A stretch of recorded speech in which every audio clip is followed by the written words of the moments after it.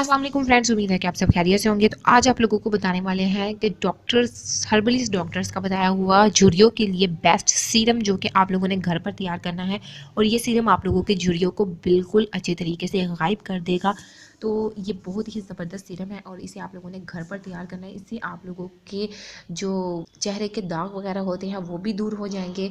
और फ्रेंड्स, आप लोगों की झुर्रियाँ जो होती हैं वो सबसे ज़्यादा जल्दी ख़त्म हो जाएंगी। और झुर्रियाँ होने की जो वजह होती है वो नींद की कमी भी हो सकती है, मतवाजन ग़िज़ा का लेना या फिर टेंशन वगैरह शामिल होते हैं, या फिर ढलती हुई उम्र भी शामिल होती है।